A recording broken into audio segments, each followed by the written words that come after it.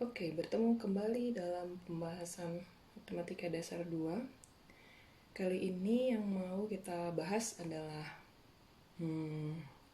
subbab terakhir dari bab 12, yaitu 12.9, mengenai metode pengalih Lagrange. Di mana nanti metode pengalih Lagrange ini akan digunakan untuk menentukan nilai ekstrim fungsi, baik itu 2 peubah, baik itu 3 peubah. Oke, di mana nanti akan diberikan juga fungsi kendala.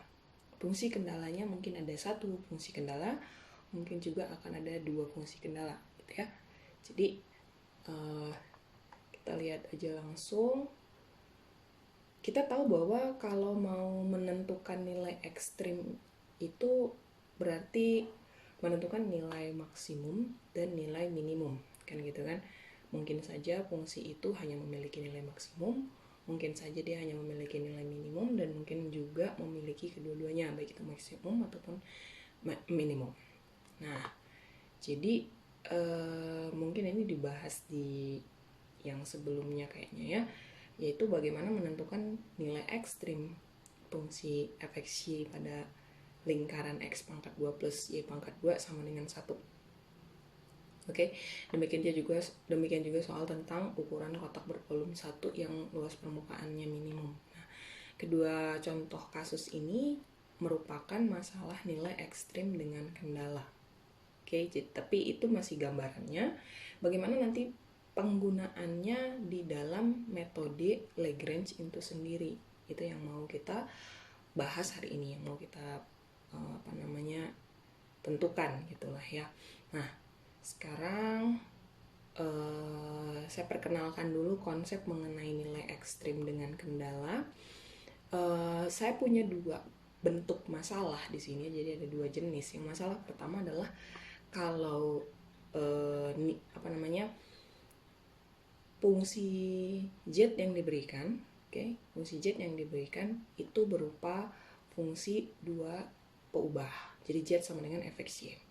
Kemudian kendalanya juga berbicara untuk 2 peubah, jadi gxy sama dengan 0. Sementara untuk yang masalah kedua, fungsi tujuannya ya, kalau tadi kan ini fungsi tujuannya dalam bentuk z, kalau yang di bentuk kedua fungsi tujuannya ini notasinya adalah w, jadi w sama dengan fxy z. Ini berbicara mengenai fungsi yang 3 peubah. Kemudian kendalanya juga berbicara untuk 3 peubah, jadi gxy z sama dengan 0. Perhatikan di sana bahwa fungsi kendala itu sama dengan 0 ya, fungsi kendala itu sama dengan 0. Ekstrim suatu fungsi gitu kan ditentukan oleh yang namanya fungsi objektif atau fungsi tujuan ya. Jadi dalam hal ini fungsi tujuan itu kita pakai notasi fxy ataupun fxyz ya. Jadi fungsi f adalah fungsi objektif, sementara fungsi g adalah fungsi kendala. Sederhananya seperti itu. Nah, ini pembahasan mengenai soal sebelumnya bisa kalian lihat lebih jelas di slide ini, dan boleh kalian cocokkan juga dengan pembahasan sebelumnya. Dan saya pikir daripada membuat pembahasannya terlalu melebar ke sana kemari, saya akan fokuskan langsung kepada pembahasan mengenai metode Lagrange itu sendiri gitu ya. Nah, gini, metode Lagrange ini adalah metode untuk menentukan nilai ekstrim. Seperti tadi kita sudah bahas sebelumnya, nilai ekstrim yang dimaksud bisa berupa nilai maksimum, bisa berupa nilai minimum. Nah, penentuannya adalah kita harus punya dulu fungsi objektifnya tentu. Kemudian kita harus punya yang namanya fungsi kendalanya. Fungsi kendalanya dalam ini GP sama dengan 0 gitu kan ya. FP itu suatu ya fungsi objektifnya gitu. P-nya ini notasi untuk titik aja sih sebenarnya, X, Y, Z gitu kan, gantiin aja dia. Nah, kita akan menentukan P dan lambda yang memenuhi persamaan del F P bar sama dengan lambda del G P bar dan G P bar sama dengan 0. Ini notasinya, notasi resminya. Tapi kalau secara tidak resmi saya bisa jelaskan bahwa gini, menentukan nilai ekstrim, ya pertama-tama yang harus kamu tentukan adalah del FP. Kita tahu bahwa del FP adalah gradient kan ya kemarin ya, ataupun turunan parsial dari fungsi f pada titik P. Oke, kemudian lambda dalam hal ini adalah suatu pengalih Lagrange. Jadi dia adalah suatu konstanta. Lambda ini yang mau kita tentuin kita. Oke, lambda ini nanti yang akan berperan dalam perhitungan kita. Nah, terus udah gitu del GP ini juga konsepnya sama dengan si vector gradient. Vector gradient artinya nanti kamu harus cari juga yang namanya turunan parsialnya gitu. Oke, titik-titik P yang diperoleh merupakan titik kritis F yang memenuhi kendala GP sama dengan 0 dan bilangan lambda disebut pengalih Lagrange yang bersesuaian tadi sudah disebutkan. So, dengan perhitungan sedemikian rupa kita akan menemukan titik-titik P. Nah, titik-titik P ini nanti kalau kita balikin ke fungsi objektif F, itu akan ditemukan nilai ekstrimnya tadi gitu. Bisa dia maksimum, bisa juga minimum. Oke. Nah, lebih jelasnya ada contoh, tapi sebelum ke contoh sedikit di sini ada catatan bahwa metode Lagrange itu tidak memberikan kesimpulan apakah titik kritis tersebut merupakan titik ekstrim atau bukan. Oke, untuk menentukan apakah titik itu titik ekstrim atau bukan, kita harus menggunakan argumentasi lainnya. Jadi gini, maksudnya bisa aja dengan metode Lagrange ini ternyata kita menemukan banyak sekali titik-titik. Dalam hal ini kita belum tahu apakah titik-titik itu adalah titik kritis yang memenuhi apa yang kita cari. Nah, untuk memastikan gitu kan ya bahwa si titik-titik yang tadi kita sudah temukan ini merupakan titik ekstrim atau enggak, akan dibutuhkan argumentasi yang lainnya. Oke, tapi kalau ternyata hanya ada satu titik kritis yang kita temukan, kesimpulannya akan mudah diambil. Gitu dia. Nah, kalau terdapat lebih dari satu titik kritis, kita dapat membandingkan nilai fungsi di titik-titik tersebut. Jadi bisa aja titik yang satu adalah nilai maksimum, kemudian titik yang lain merupakan nilai minimum. Gitu dia ya. Nah, oke. Kita ke contoh dulu kalau gitu. Ini. Tentukan nilai maksimum dan nilai minimum dari fxy sama dengan xy pada lingkaran x pangkat 2 ditambah y pangkat 2 sama dengan 1. Mungkin lebih jelasnya saya kasih ke saya punya notes di sini. Ini bikin ke samping dulu biar lebih gampang. Oke. Ini dia yang untuk contoh 1. Ya. Nah, perhatikan bahwa sebelum mengerjakan dengan menggunakan metode Lagrange, kamu harus pastiin dua hal terlebih dulu. Yang pertama adalah fungsi objektifnya, yang kedua adalah fungsi kendalanya. Fungsi objektif sebagai fungsi tujuan, artinya ini yang mau kamu cari nilai minimalnya ataupun kamu mau cari nilai maksimumnya. Nah, jadi dalam hal ini fungsi objektifnya adalah si xy. Kan gitu kan? Karena kita harus menentukan nilai maksimum dan nilai minimum dari fxy. Nah, fungsi kendalanya adalah yang fungsi yang lainnya gitu, yaitu x pangkat 2 tambah y pangkat 2 sama dengan 1. Ini pembahasannya masih satu fungsi kendala loh gitu ya. Jadi lebih gampang, jadi bisa aja ya udah sih ini fungsi objektif ya, berarti yang lainnya merupakan fungsi kendala. Nah, fungsi kendala tadi diberikan yaitu x pangkat 2 tambah y pangkat 2 sama dengan 1. Jadi gini, fungsi kendala yang mau kita masukin dalam metode Lagrange itu harus sama dengan 0. Oke, gxy sama dengan 0. Jadi, yang ini harus dimodifikasi sehingga bentuknya gxy sama dengan x pangkat 2 tambah y pangkat 2 dikurang 1. Kayak gini lah baru dia sama dengan 0 kan gitu kan. Oke, nah sekarang kita gunakan metode Lagrange. Metode Lagrange itu memenuhi del fxy sama dengan lambda dikali del gxy kan gitu kan. Nah, untuk del fxy berarti cari uh, gradien vektor pada fungsi objektif. Gradien vektor pada fungsi objektif berarti kamu harus turunkan terhadap x, kamu harus turunkan terhadap y. Untuk yang turunan terhadap x, berarti x, y ini diturunkan terhadap x, tinggallah y kan gitu. Karena dianggap y sebagai konstanta. Kemudian kalau x, y ini turunkan terhadap y, maka kita menganggap x sebagai konstanta, maka tinggal tersisa si x-nya. Jadi del fx y adalah y, x. Kan gitu kan? Nah, terus yang lambda dikali del gx y itu diperoleh dari sama parsialnya juga gitu loh. Jadi lambdanya tetap sama ya, kita tulis aja ke bawah nih. Terus udah gitu cari parsial di sini. Pertama yang terhadap x terlebih dulu, berarti kamu dapat 2x. Terus udah gitu yang satu ini yang terhadap y, kamu dapat 2y. Jadi persamaan lengkapnya itu dia jadi seperti ini, y, x sama dengan lambda kali 2x 2y. Dan juga tadi kita punya ini fungsi kendali kan, bahwa si gxy sama dengan 0 ini boleh kita manfaatkan juga nanti untuk penentuan titik-titik yang dimaksud. So, saya punya dua persamaan dari persamaan yang diberikan oleh persamaan satu Romawi, yaitu kalau saya tuliskan kembali persamaan-persamaan tersebut, y sama dengan lambda kali 2x, y sama dengan 2 lambda x kan gitu kan.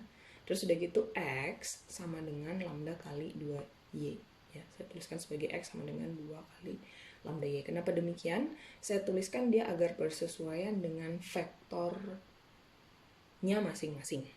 Ini kan basis yang di i, yang ini basis yang j kan gitu kan. Ini basis yang di i, ini basis yang di j.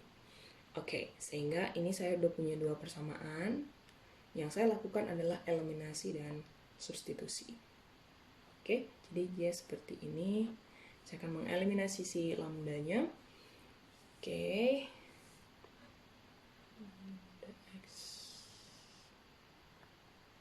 Oke, sepertinya saya cuma nulis kembali ya.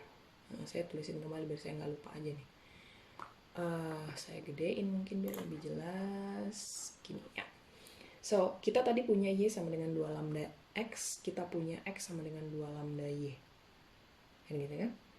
Kalau misalnya demikian, sebenarnya secara cepat saya bisa langsung aja ngambil 2 lambdanya ini, saya cancel aja, jadi y sama dengan x sama dengan y kan gitu kan.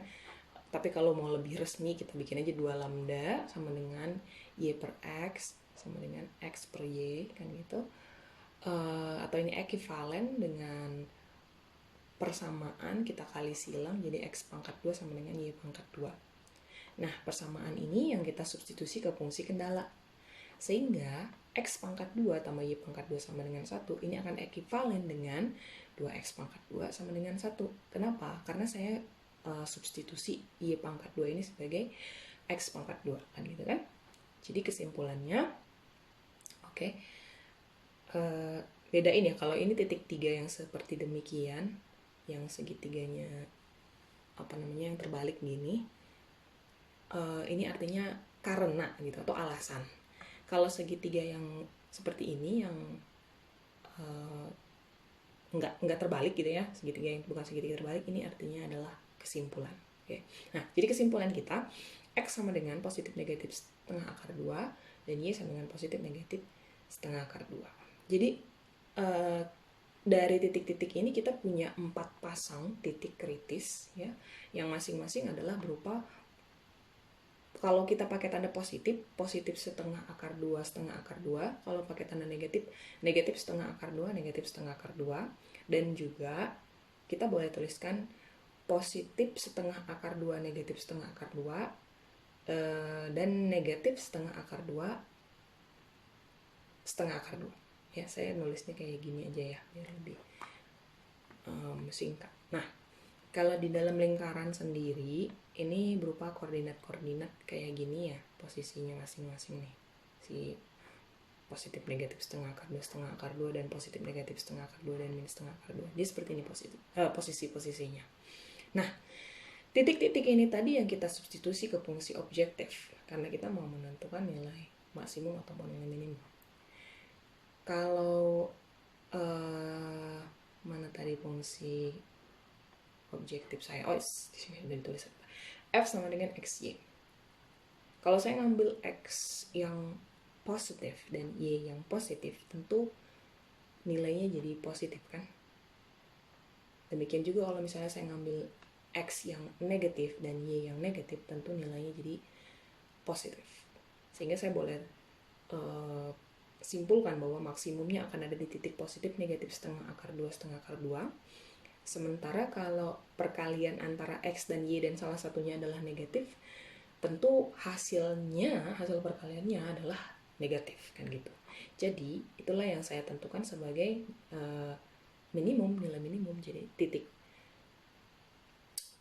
titik di mana fungsi objektif bernilai minimum adalah di titik ini gitu loh. Positif negatif setengah akar 2 min setengah akar 2. Oke.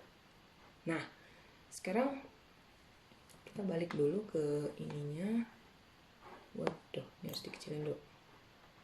Ini dia, saya kasih ke full screen-nya. Oke, demikian tadi penjelasannya.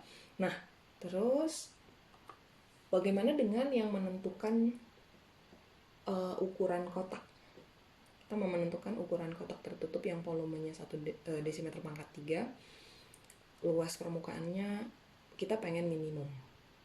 Artinya kita meminimumkan luas permukaan. Oke. Yang diminimumkan ataupun yang dimaksimumkan itu adalah objektif kan gitu kan. Berarti fungsi yang lainnya adalah fungsi kendala. Ya.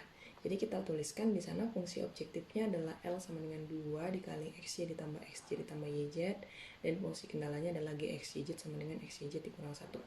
Ini nggak jelas, mungkin saya kasih penjelasannya di sini. Sampaikan dulu. Ya, jadi gini loh, ada kotak nih.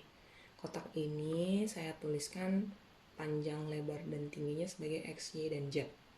Gitu.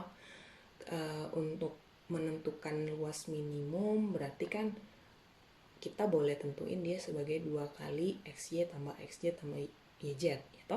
Terus udah gitu yang lainnya sebagai fungsi kendala kita gunakanlah fungsi dari volume kan panjang kali lebar kali tinggi tuh, XYZ sama dengan 1. Nah, kita tuliskan kembali lah dia sebagai GXYZ sama dengan XYZ negatif 1 karena fungsi kendala harus sama dengan 0 gitu loh. Segedein aja.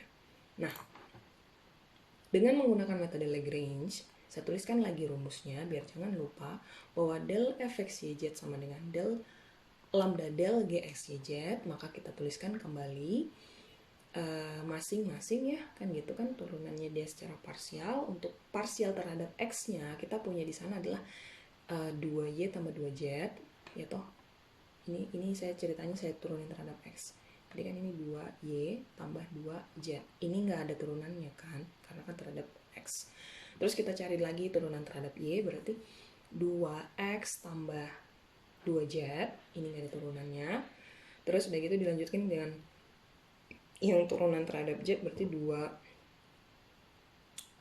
tambah 2y. Oke, di sana sudah. Ini sama dengan lambda kali del gxyz. Del gxyz itu berarti saya ngambil dari sini. Oke. Untuk parsial terhadap x-nya adalah yz, parsial terhadap y-nya adalah xz, kemudian parsial terhadap z-nya adalah xy. Oke. Nah, saya tuliskan dia sebagai persamaan yang bersesuaian dengan masing-masing basis vektornya, berarti 2y tambah 2z sama dengan x lambda yz, 2x tambah 2z sama dengan lambda xz, kemudian 2x tambah 2y sama dengan lambda xy. Sekarang saya eliminasi lambda seperti yang contoh sebelumnya, yaitu sebagai berikut. Oke. Ini ceritanya adalah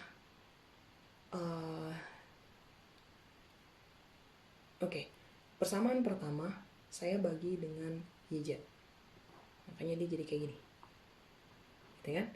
sehingga tinggal lambda gitu loh. Ya, maksudnya saya pengen mengeliminasi lambda, jadi saya harus tentuin sedemikian supaya persamaan-persamaannya sama dengan lambda dulu gitu. Terus persamaan 2 juga sama nih.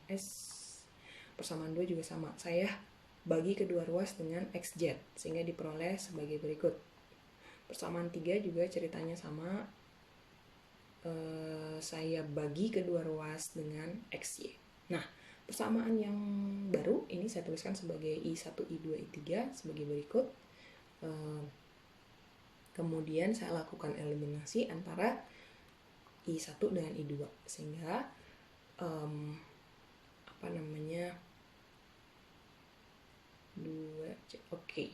sama-sama ada 2z, sama-sama ada 2 per z, sama-sama ada lambda.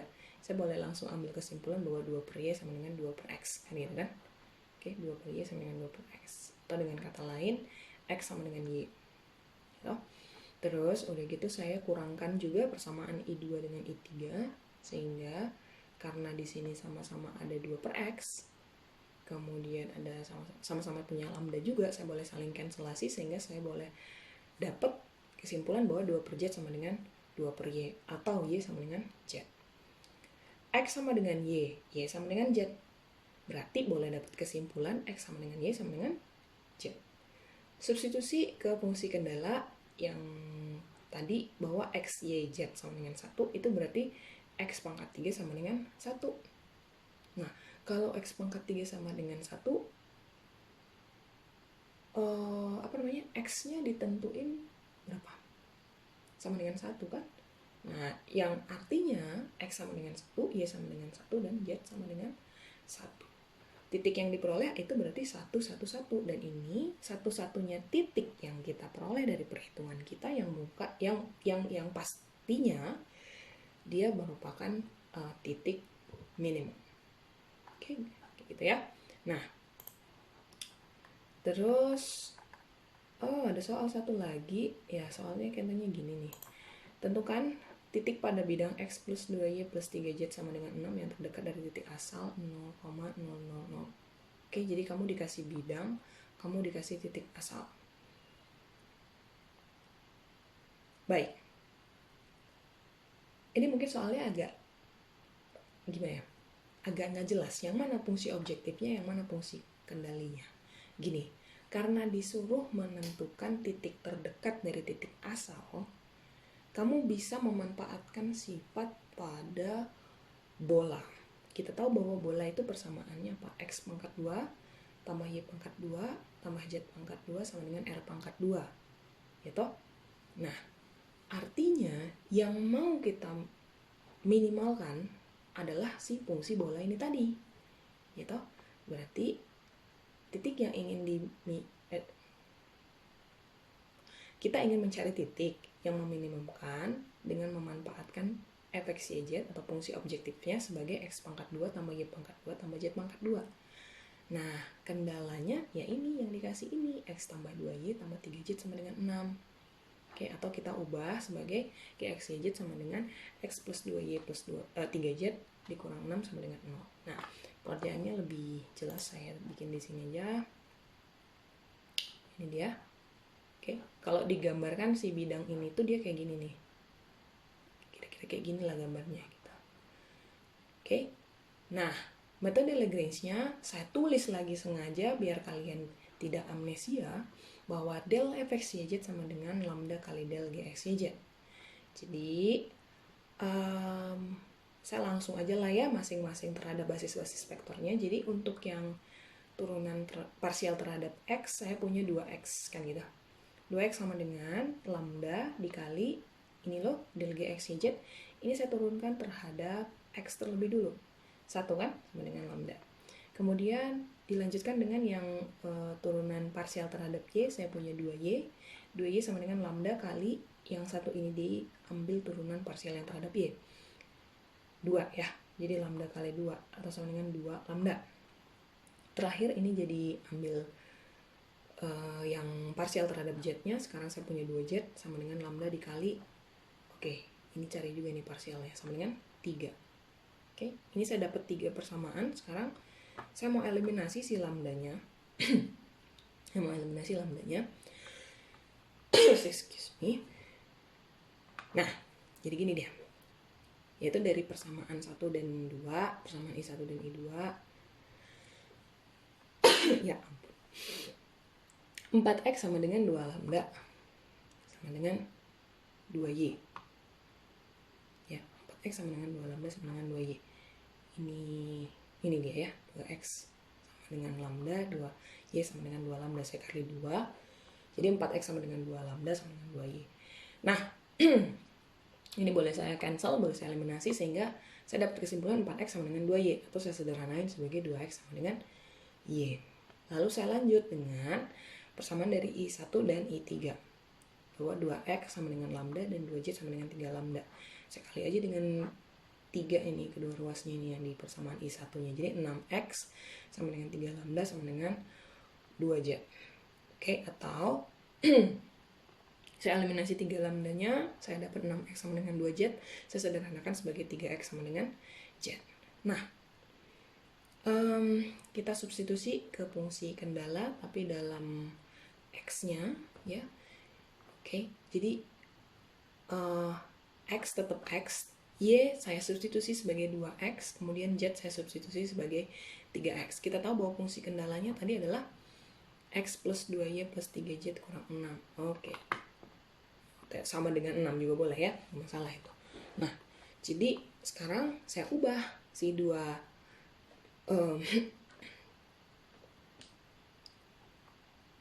ya tadi ya. Oke, 2Y-nya sebagai 4X, kemudian 3Z-nya sebagai kali 3 ya, 9X. Jadi X plus 4X plus 9X sama dengan 6. Ini saya jumlahin jadi 14X sama dengan 6. Atau X sama dengan 6 per 14. Sederhanain ini bisa jadi 3/7. Ya enggak? Oke. Terus udah gitu. Sekarang saya bisa ambil kesimpulan. Y-nya sama dengan 2X kan. Ya udah kaliin aja dengan 2. Berarti 6/7. Terus udah gitu Z-nya sama dengan 3X. Berarti Z sama dengan ini kali 3. Ini kali 3. 9/7.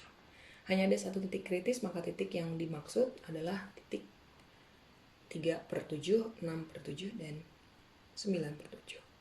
Oke, kita balik dulu ke materi kita. Tadi udah, oke masih ada soal ternyata. Kayaknya ini yang terakhir untuk yang bagian pertama. Nah, soal 2 kata gini nih. Tentukan nilai maksimum dan minimum fungsi f(x,y) diberikan sebagai berikut pada cakram tertutup C01 XY X pangkat 2 plus Y pangkat 2 kecil dari 1. Oke.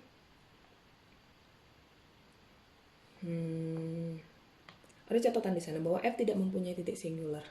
Titik singular itu titik di mana fungsi nggak memiliki titik di mana turunan fungsi tidak punya nilai gitu ya.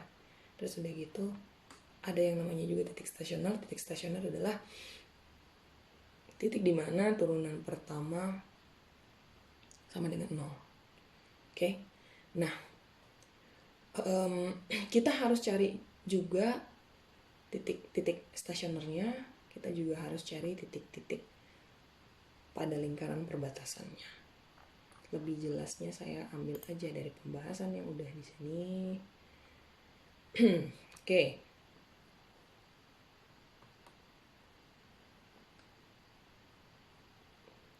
Baik, fungsi objektif tadi yang ini, fungsi kendala yang ini, kan?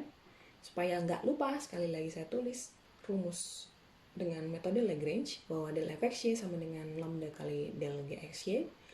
Nah, jadi masing-masing ya kan turunan parsialnya untuk yang di fungsi fxy itu yang untuk terhadap x terlebih dulu adalah y dikurang 2x. Terus udah gitu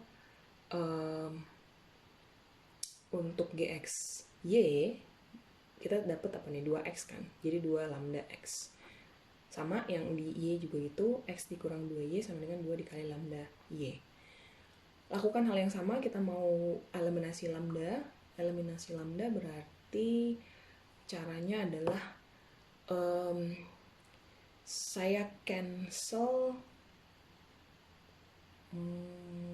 dua lambda, karena sama-sama ada dua lambda, yang berarti bahwa persamaan I1 kedua ruasnya akan saya bagi dengan X, dan kemudian persamaan I2 kedua ruasnya akan saya bagi dengan Y. Jadi dia kayak gini, Y per X dikurang 2 sama dengan 2 lambda, dan ini sama dengan X per Y dikurang 2. Atau bentuk ini ekivalen, gitu, dengan, kan saya cancel nih si 2 lambda nih. Terus karena sama-sama dan minus 2 juga saya bisa cancel. Jadi Y per X sama dengan X per Y, atau kesimpulannya, karena kita kali silang, Y pangkat 2 sama dengan X pangkat 2. Oke, lanjut. Nah, ini kita substitusi ke fungsi kendala. Jadi X pangkat 2 ditambah X pangkat 2 sama dengan 1, atau 2X pangkat 2 sama dengan 1. Dengan kata lain, X adalah positif negatif setengah akar 2, dan Y-nya adalah positif negatif setengah akar 2. Kenapa demikian? Karena tadi kita udah punya ini toh, Y pangkat 2 sama dengan X pangkat 2. Oke, jadi boleh ambil kesimpulan seperti demikian, ya. Nah, dari X dan Y, masing-masing X dan Y, kita boleh ambil 4 pasang titik, gitu. Kita boleh ambil 4 pasang titik. Tapi selain 4 pasang titik ini, ada juga yang namanya titik stasioner. Titik stasioner ini yang tadi saya sudah sebutkan, yaitu titik di mana turunan pertama dari fungsi akan sama dengan 0. Di mana titik stasionernya ini untuk fungsi si fxy sama dengan 0, turunan pertamanya itu ada di 0,0. Jadi ada 5 titik secara total. Tuh. Nah, kalau semua titik-titik itu kita substitusi ke fungsi objektif, ya, jadi f00, f setengah akar 2 setengah akar 2, f setengah akar 2 min setengah akar 2, dan seterusnya, kamu akan dapat nilainya masing-masing sebagai berikut. Oke.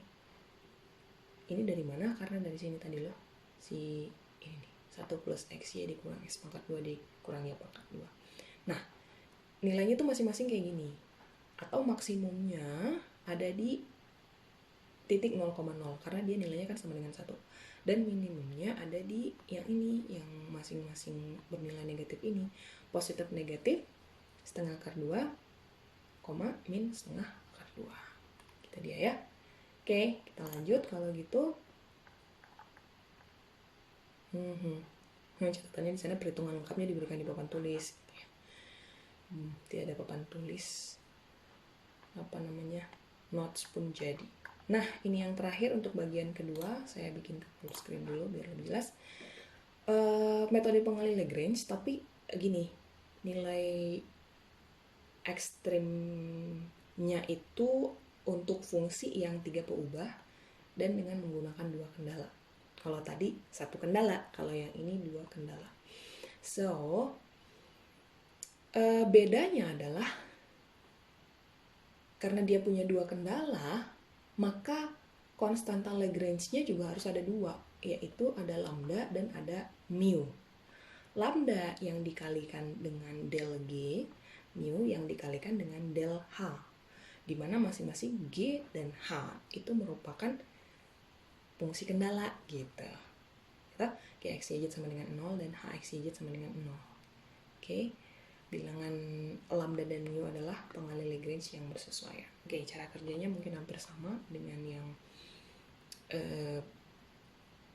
satu peubah, satu kendala ya. Oke, misalnya gini, tentukan nilai maksimum dan minimum dari fxyz sama dengan x plus 2y plus z pada kurva perpotongan tabung x pangkat 2 plus y pangkat 2 sama dengan 2 dengan bidang y plus z sama dengan 1. Perhatiin bahwa di sini fxyz sebagai fungsi objektif, kemudian fungsi kendala kamu punya 2, yang ini sama yang ini. Oke. Nah, jadi saya mungkin kasih yang di notes saya aja biar lebih jelas jalannya. Nah, gini dia. Objektifnya tadi ini, gitu. Terus kendalanya tadi ada 2, ini sama ini, G dan H. Lagrange-nya adalah del fxyz sama dengan lambda del G xyz ditambah mu del H xyz. Kan gitu kan? Oke, jadi ada 2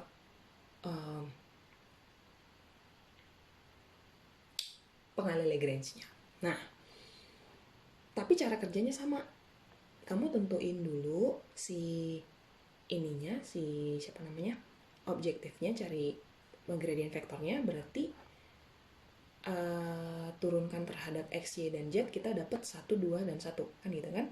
Terus udah gitu yang ini lambda dikali del GX, Y, Z, berarti di G cari juga vektor gradiennya masing-masing terhadap X, terhadap Y, dan terhadap Z. Berarti kita dapat ada 2X, ada 2Y, dan ada 0 karena nggak ada Z kan di sini kan. Oke, terus udah gitu mu dikali del H. Del H berarti berbicara tentang vektor gradien pada fungsi H. Cari turunan parsial yang terhadap X, Y, dan Z. Maka kita dapat untuk di X dia 0, terus itu di Y dan Z masing-masing adalah 1. Oke, jadi persamaannya dia seperti ini.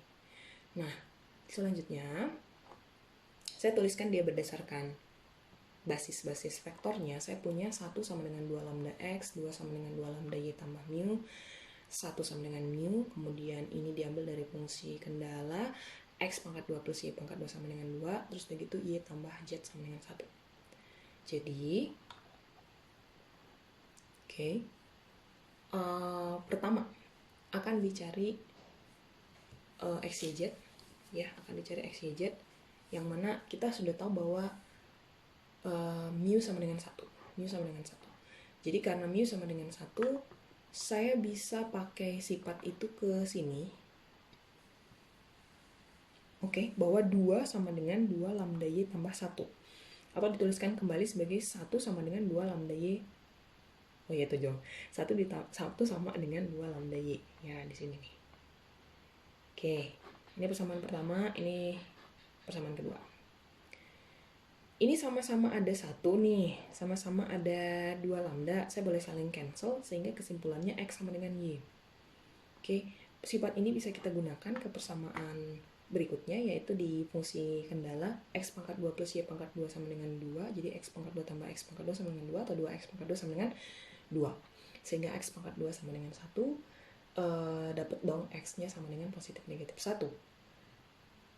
Oke, kita tahu bahwa X sama dengan Y, jadi Y-nya juga sama positif negatif 1.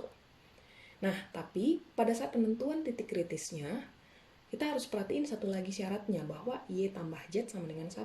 Atau dengan kata lain, Z-nya sama dengan 1 dikurang Y.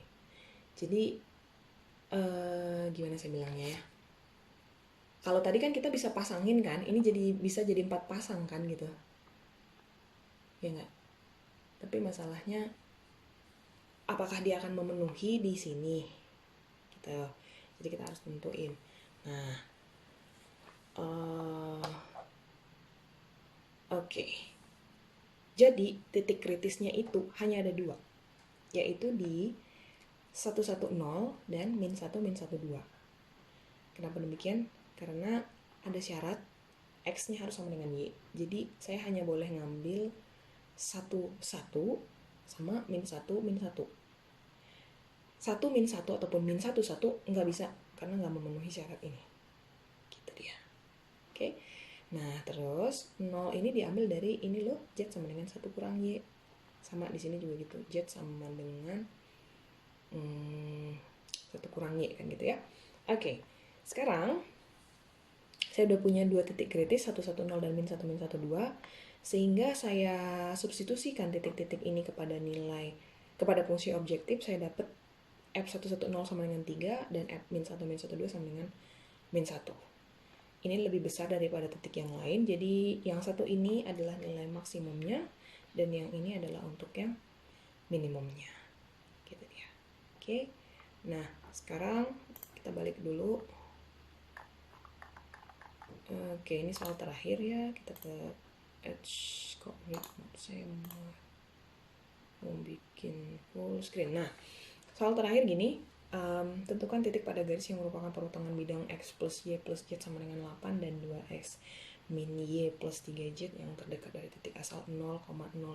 Oke. Kembali kita disuruh mikir. Karena soal ini nggak secara langsung menyebutkan yang mana objektif, yang mana kendala.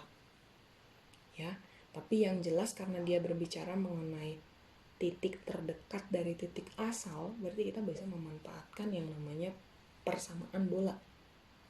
Persamaan bola ini yang akan kita jadikan sebagai fungsi objektif.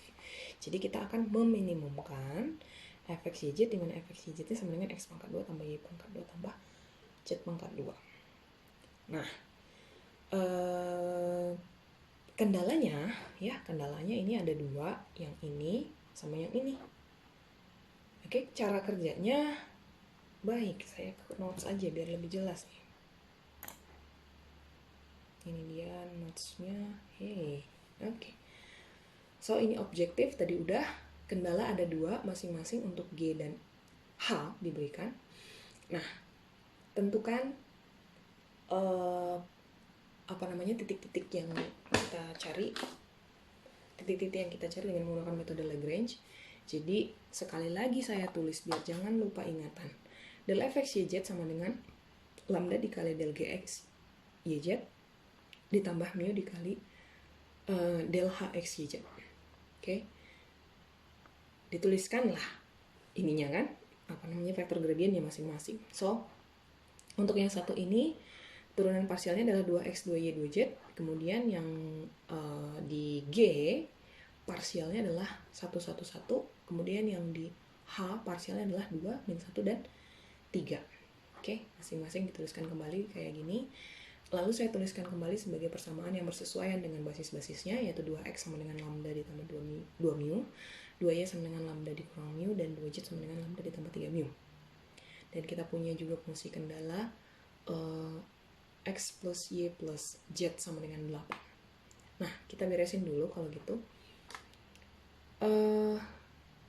Apabila kedua ruas dari fungsi kendala tadi kita kali 2, dia akan memenuhi bentuk kayak gini. Oke, kenapa demikian? Karena saya mau memanfaatkan sifat yang ini, 2x, 2y, 2z. Sementara kendala kan dia cuma x, y, z doang kan. Kalau misalnya saya kaliin 2 kan saya nanti bisa dapat keuntungan. Gitu. So, sekarang ini tadi udah diambil dari masing-masing persamaan sebelumnya ya. Jadi sekarang saya jumlahin aja nih 2x tambah 2y tambah z. Saya tinggal jumlahin juga yang di ruas kanan saya. Jadi lambda lambda lambda jadi 3 lambda kan gitu kan. 2 mu minus mu 3 mu jadi 4 mu. Atau dengan kata lain 3 lambda tambah 4 mu ini sama dengan 16. Karena kan ini ekivalennya ini kedua-duanya kan. Oke. Dapat nih satu. Nah, terus udah gitu kita lanjut sama fungsi kendali yang H. Kita kali 2. Jadi didapat sebagai berikut ya, kita punya 4x kurang 2y tambah 6z sama dengan 56. Kenapa demikian? Saya mau memanfaatkan sifat ini juga sama. Masalahnya kalau misalnya saya tetap kekeh pakai fungsi H, kan saya ketemu ini loh, ada y dan 3z yang bilangannya bilangan ganjil gitu, yang jadi repot. Jadi mendingan saya kasih kali 2 aja gitu kan. Nanti lebih mudah cara kerjanya. Jadi selanjutnya oke, ini dia. Oke. Maksudnya tuh gini ya.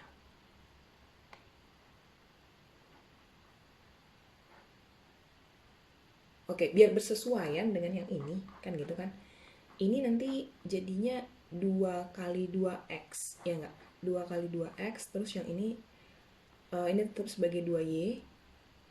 Oke, artinya dalam perhitungannya nanti saya bikin gini, 2 kali 2x berarti kan 2 kali yang ini dalam kurung kan, lambda plus 2 mu. Terus udah gitu yang 2y ini saya boleh ngambil persamaan yang ini, lambda dikurang mu. Terus yang 6z ini saya boleh ngambil, kan itu 2 kali 3 kan, 2z kali 3, berarti saya boleh ngambil persamaan yang 3 kali yang satu ini, lambda ditambah 3 mu sama dengan 56. Jadi maksudnya jadi kayak gini loh lengkapnya, 2 kali lambda tambah 2 mu dikurang lambda dikurang mu ditambah 3 dikali lambda ditambah 3 mu sama dengan 56, kayak gitu. Oke, saya beresin persamaan ini.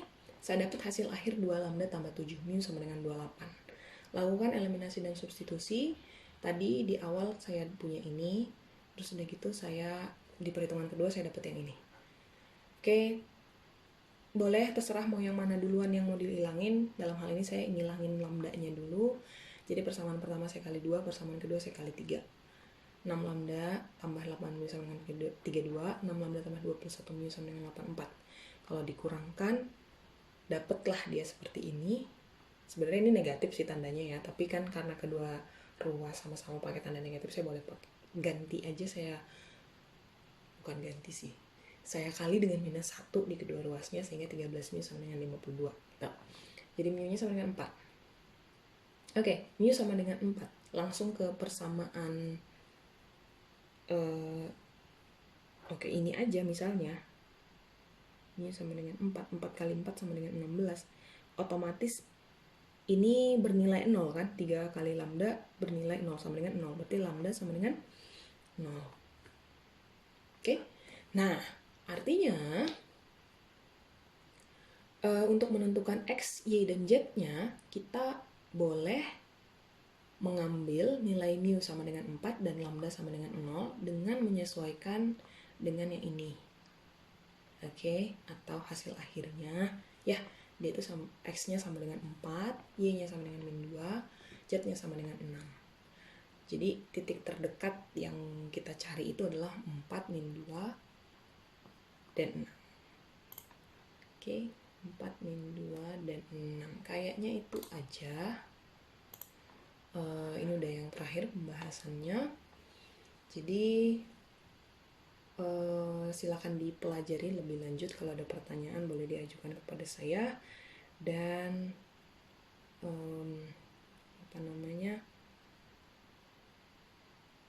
jangan lupa untuk diulang-ulang juga ya di rumah masing-masing. Tetap jaga kesehatan. Sampai bertemu di waktu yang lebih baik, gitu kan ya. Oke, terima kasih atas perhatiannya.